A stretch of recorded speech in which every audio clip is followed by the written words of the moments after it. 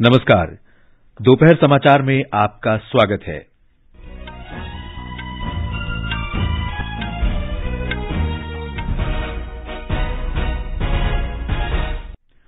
मुख्य समाचार। प्रधानमंत्री नरेंद्र मोदी ने परीक्षा पे चर्चा कार्यक्रम के छठे संस्करण में विद्यार्थियों, शिक्षकों और अभिभावकों के साथ संवाद किया। श्री मोदी ने विद्यार्थियों से सप्ताह में एक दिन सोशल मीडिया से दूरी बनाने को कहा। उन्होंने अभिभावकों से समाज में अपना रुतबा बढ़ाने के लिए बच्चों पर मानसिक दबाव न डालने का आग्रह किया। भारत ने सिंधु जल संधि में संशोधन के लिए पाकिस्तान को नोटिस जारी किया। टेनिस खिलाड़ी सानिया मिर्जा ने ऑस्ट्रेलियाई मिक्स्ड डबल्स फाइनल में उपविजेता बनकर ग्रैंड स्लैम करियर को अलविदा कहा और अंडर 19 2020 महिला क्रिकेट विश्व कप के सेमीफाइनल में भारत और न्यूजीलैंड के बीच मुकाबला जारी। दोपहर समाचार के साथ मैं देवेंद्र त्रिपाठी।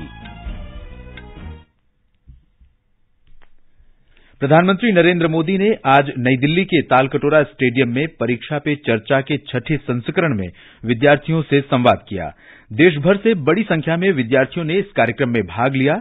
इस अवसर पर प्रधानमंत्री ने कहा कि परीक्षा पे चर्चा उनकी भी परीक्षा है, क्योंकि विद्यार्थी उनके सामने प्रश्न प्रस्तुत कर उनकी परीक्षा लेते हैं।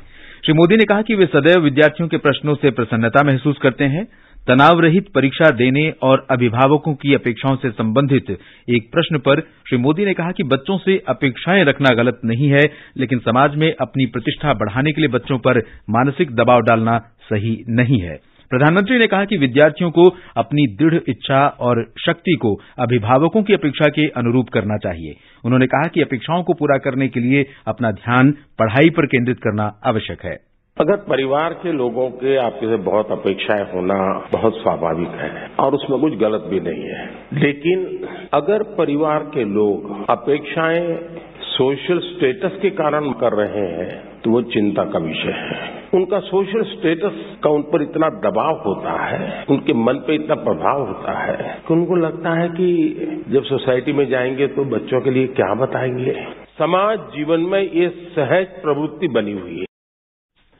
विभिन्न कार्यों को एक साथ पूरा करने और कुशल समय प्रबंधन पर प्रधानमंत्री ने विभिन्न विषयों के अध्ययन पर पर्याप्त समय देने के लिए सूक्ष्म प्रबंधन तकनीक अपनाने का मंत्र दिया।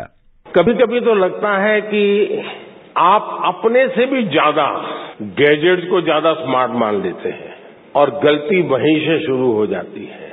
आप विश्वास करिए, परमात्मा ने आपको बहुत शक्ति दी है। आप स्मार्ट हैं, गैजेट आपसे स्मार्ट नहीं हो सकता है। आपकी जितनी स्मार्टनेस ज्यादा होगी उतना गैजेट का सही उपयोग आप कर पाएंगे। वो एक इंस्ट्रूमेंट है जो आपकी गति में नई तेजी लाता है। ये अगर हमारी सोच बनी रही तो मैं समझता हूं शायद आप उससे छुटकारा पाएंगे। प्रधानमंत्री मोदी ने कहा कि विद्यार्थियों को अपने मनपसंद विषयों पर अधिक समय देना चाहिए। उन्होंने सुझाव दिया कि वे पढ़ते समय ऐसे विषयों को प्राथमिकता दें ताकि कठिन विषयों में उनकी रुचि बढ़े। जब फ्रेश माइंड है तब जो सबसे कम पसंद विषय है, आपको सबसे ज्यादा कठिन लगता है, तय कीजिए पहली 30 मिनट इसको, फिर एक पसंदगी वाला विषय है 20 मिनट उसको, फिर थोड़ा कम पसंद वाला 30 मिनट उसको। आप ऐसा स्लैब बनाइए तो आपको रिलैक्सेशन भी मिलेगा और आपको धीरे धीरे उन विषयों पर रुचि बढ़ेगी जो आप नॉर्मली टालते हैं। प्रधानमंत्री ने विद्यार्थियों को भी सुझाव दिया कि वे अपना काम शुरू करने से पहले बुद्धिमत्ता का उपयोग करें और स्वयं का सही मूल्यांकन करें। उन्होंने कहा कि विद्यार्थियों को अपनी क्षमता जाननी चाहिए और वे इसके बाद अपनी ऊर्जा को दिशा दें। उन्होंने विद्यार्थियों को असाधारण नहीं होने के कारण उन पर दबाव नहीं दिया जाने का मंत्र दिया। श्री मोदी ने कहा कि अगर कोई विद्यार्थी औसत दर्जे का है तो उसमें भी कुछ न कुछ असाधारण हो सकता है। आलोचना पर प्रधानमंत्री ने कहा कि आलोचना समृद्ध बनाती है और यह हमारे जीवन में सीख के लिए मूल्यवान है। उन्होंने कहा कि यदि कोई परिश्रमी और ईमानदार है तो उन्हें आलोचना की परवाह नहीं करनी चाहिए, क्योंकि ये उनकी शक्ति बनती है। श्री मोदी ने विद्यार्थियों से अनेक भाषाएं सीखने को कहा, क्योंकि इससे दशकों शतकों पुरानी संस्कृति, सभ्यता और अनुभव को समझने के लिए द्वार खुलते हैं। उन्होंने गैजेट्स के इस्तेमाल पर चिंता व्यक्त करते हुए कहा कि भारत में लोग औसतन 6 घंटे स्क्रीन पर रहते हैं और ये बड़ी चिंता का विषय है। उन्होंने कहा कि नो टेक्नोलॉजी जोन घर में बनाया जाना चाहिए। प्रधानमंत्री ने अभिभावकों को सलाह देते हुए उनसे अपील की कि वे बच्चों को आसपास हो रही घटनाओं को देखने और उनसे सीखने के लिए प्रेरित करने को कहा। उन्होंने सलाह दी कि बच्चों को घर के भीतर बंद नहीं रखना चाहिए और उन्हें उन गतिविधियों को करने की अनुमति दी जानी चाहिए जो वे समाज में करना चाहते हैं। उन्होंने सुझाव दिया कि बच्चों के बीच में टोकना या उनकी आलोचना नहीं करना चाहिए। श्री मोदी ने कहा कि अभिभावकों को रचनात्मक और सकारात्मक तरीके से अवश्य आलोचना करनी चाहिए। प्रधानमंत्री ने शिक्षकों को सिखाने का मंत्र देते हुए कहा कि वे विद्यार्थियों के साथ सशक्त संबंध बनाएं। प्रधानमंत्री ने कहा कि अगर कोई विद्यार्थी प्रश्न कर रहा है तो इसका अर्थ है वो उत्सुक है और शिक्षकों को उनकी उत्सुकता को बढ़ावा देने की सदैव कोशिश करनी चाहिए। हमारे संवाददाता ने बताया कि विद्यार्थियों ने परीक्षा पे चर्चा कार्यक्रम के बारे में अपने अपने अनुभव भी साझा किए। मेरा नाम खेमलता है। मैं कक्षा 10वीं की छात्रा हूँ।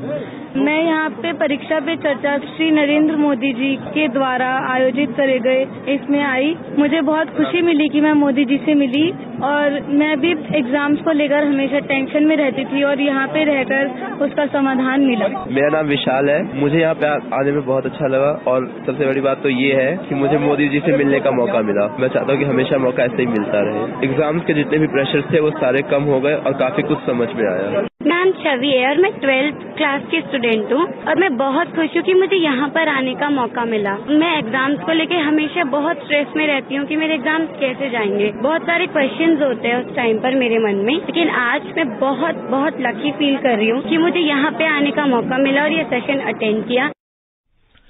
कार्यक्रम शुरू होने से पहले शिक्षा मंत्री धर्मेंद्र प्रधान ने कहा कि परीक्षा पे चर्चा एक जन आंदोलन बन गया है। उन्होंने कहा कि प्रधानमंत्री विद्यार्थियों, अभिभावकों और अध्यापकों के समक्ष आने वाली चुनौतियों को समझते हैं और उन्हें इनसे निपटने की सलाह देते हैं। श्री प्रधान ने कहा कि राष्ट्रीय शिक्षा नीति और एग्जाम वॉरियर विद्यार्थियों को 21वीं शताब्दी के लिए तैयार कर रहे हैं।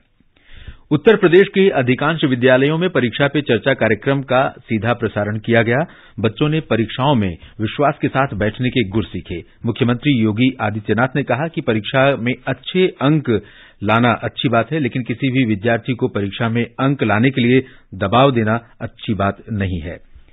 तेलंगाना के सरकारी और निजी विद्यालयों के विद्यार्थियों ने प्रधानमंत्री नरेंद्र मोदी के परीक्षा पे चर्चा कार्यक्रम को देखा। कुछ स्थानों पर इसे डिजिटल क्लासरूम में दिखाया गया। ये समाचार हमारी वेबसाइट newsonair.com/hindi और हमारे mobile app news on AIR पर भी उपलब्ध हैं। दोपहर समाचार में आपका फिर स्वागत है। भारत ने सिंधु जल संधि में संशोधन के लिए पाकिस्तान को नोटिस जारी किया है। पाकिस्तान से संधि के उल्लंघन के सुधार के लिए 90 दिन के भीतर भारत सरकार के साथ वार्ता करने का आह्वान किया गया है। सूत्रों के अनुसार पाकिस्तान के रवैये ने संधि के प्रावधानों और उनके कार्यान्वयन पर प्रतिकूल प्रभाव डाला है। G20 स्टार्टअप 20 सहभागिता समूह की कल हैदराबाद में पहली बैठक होगी। इसमें G20 देशों के प्रतिनिधि और पर्यवेक्षक, देशों के विशेष आमंत्रित सदस्य, बहुपक्षीय संगठनों के प्रतिनिधि भाग लेंगे। 2 दिन की बैठक में आगामी वर्षों के दौरान G20 देशों की उद्यमशीलता और नवाचार प्राथमिकताओं पर विकासशील नीति सिफारिशों पर चर्चा शुरू किए जाने की आशा है। मिस्र ने स्वेज नहर विशेष आर्थिक क्षेत्र में भारतीय उद्योगों को भूमि आवंटित करने की योजना बनाई है। शिखर बैठक को लेकर दोनों देशों की ओर से जारी संयुक्त बयान में कहा गया है कि भारतीय पक्ष प्रस्ताव के लिए मास्टर प्लान की व्यवस्था कर सकता है। प्रधानमंत्री नरेंद्र मोदी और मिस्र के राष्ट्रपति अब्दुल फतेह अल सीसी ने मिस्र में भारतीय निवेश के विस्तार का स्वागत किया है। दोनों देशों के बीच इस समय 3 अरब 15 करोड़ डॉलर से अधिक का व्यापार होता है। 30वीं राष्ट्रीय बाल विज्ञान कांग्रेस आज अहमदाबाद के साइंस सिटी में शुरू हुई। गुजरात विज्ञान और प्रौद्योगिकी विभाग के सचिव विजय नाहेरा ने इसका उद्घाटन किया। राज्य के शिक्षा मंत्री कुबेर डिंडोर वर्चुअली उपस्थित रहे। 5 दिवसीय विज्ञान कांग्रेस का आयोजन गुजरात विज्ञान और प्रौद्योगिकी परिषद, गुजकोस्ट, Gujarat council of science city और SAL एजुकेशन संयुक्त रूप से कर रहे हैं। ये सम्मेलन 31 जनवरी तक चलेगा। इसमें बाल वैज्ञानिकों, जाने माने शिक्षकों, मूल्यांकनकर्ताओं और सरकारी अधिकारियों सहित 1400 से अधिक प्रतिनिधि भाग ले रहे हैं। देश भर के 850 से अधिक छात्र इस सम्मेलन में अपने अपने अनूठे साइंस प्रोजेक्ट का प्रदर्शन करेंगे। शंघाई सहयोग संगठन SCO फिल्मोत्सव आज मुंबई में तमिल फिल्म अपाथा के विश्व प्रीमियर के साथ शुरू होगा। इसका निर्देशन पद्म पुरस्कार विजेता और राष्ट्रीय पुरस्कार विजेता फिल्म निर्माता प्रियदर्शन ने किया है। सूचना और प्रसारण मंत्री अनुराग सिंह ठाकुर और विदेश एवं संस्कृति राज्य मंत्री मीनाक्षी लेखी उद्घाटन समारोह में उपस्थित रहेंगे। जानी मानी अदाकारा हेमा मालिनी, निर्देशक प्रियदर्शन और अभिनेत्री उर्वशी भी समारोह में शामिल होंगे। एससीओ में भारत की अध्यक्षता के उपलक्ष्य में इस फिल्मोत्सव का आयोजन किया जा रहा है। 5 दिन के इस उत्सव में एससीओ देशों की कुल 57 फिल्में दिखाई जाएंगी। प्रतियोगी वर्ग में 14 फीचर फिल्में और गैर प्रतियोगी वर्ग में 43 फिल्में दिखाई जाएंगी।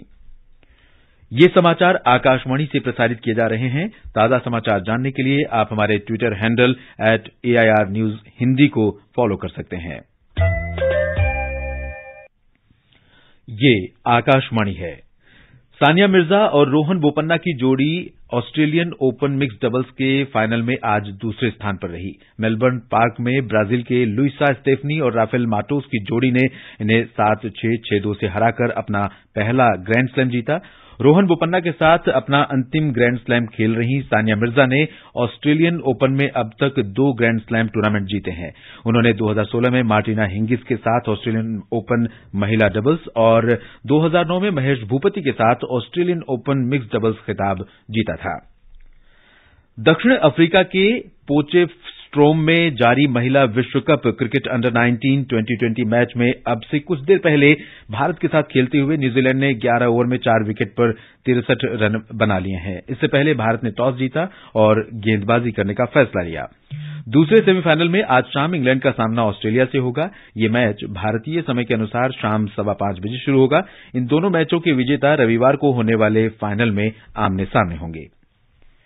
भारत और न्यूजीलैंड के बीच 3 T20 अंतर्राष्ट्रीय क्रिकेट मैचों की श्रृंखला का पहला मैच आज रांची में खेला जाएगा। यह मैच शाम 7 बजे शुरू होगा। न्यूजीलैंड के साथ एक दिवसीय अंतर्राष्ट्रीय क्रिकेट मैचों की श्रृंखला 3-0 से जीतने के बाद भारत आईसीसी एक दिवसीय अंतर्राष्ट्रीय क्रिकेट मैचों की रैंकिंग में शीर्ष पर है। ओडिशा में खेले जा रहे FIH हॉकी विश्व कप में आज भुवनेश्वर के कलिंगा स्टेडियम में 2 सेमीफाइनल मैच खेले जाएंगे। एक सेमीफाइनल में ऑस्ट्रेलिया का मुकाबला जर्मनी से, जबकि एक अन्य मुकाबले में बेल्जियम का सामना नीदरलैंड से होगा। भारत के 74वें गणतंत्र दिवस के अवसर पर कल बांग्लादेश ने ढाका में भारतीय वीजा आवेदन केंद्र IVAC में वीजा आवेदन सुविधा केंद्र VAFC का शुभारंभ किया। बांग्लादेश में भारत के उच्चायुक्त प्रणय वर्मा ने इसका उद्घाटन किया। केंद्र ऑनलाइन वीजा आवेदन फॉर्म भरने की सुविधा प्रदान करेगा। ऐसे केंद्र की मांग लंबे समय से चली आ रही थी। ऐसे आवेदक जिनके पास कंप्यूटर नहीं है या वे इसे स्वयं ऑनलाइन भरने में सहज नहीं है, उनके लिए ये केंद्र मददगार साबित होगा। इससे पहले जो लोग अपने दम पर ऑनलाइन फॉर्म भरने में असमर्थ थे, उन्हें बड़ी लागत पर वीजा आवेदन फॉर्म तैयार करने के लिए एजेंटों की सेवाओं का सहारा लेना पड़ता था। इस केंद्र में फॉर्म भरने की सुविधा प्रति आवेदन 200 टका के मामूली सेवा शुल्क पर प्रदान की जाएगी। भारतीय वायुसेना और Japan air self defence force के बीच द्विपक्षीय वायु युद्धाभ्यास वीर गार्जियन 2023 का पहला संस्करण कल जापान में संपन्न हुआ।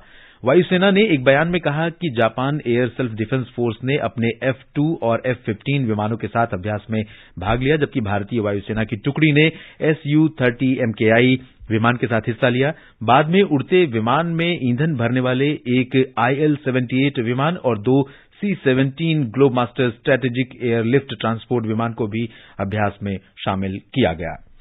उत्तराखंड में विश्व प्रसिद्ध श्री बद्रीनाथ धाम के कपाट 27 अप्रैल को खुलेंगे। टिहरी के नरेंद्र नगर स्थित राजदरबार में आयोजित धार्मिक समारोह में बसंत पंचमी के दिन कल ये निर्णय लिया गया।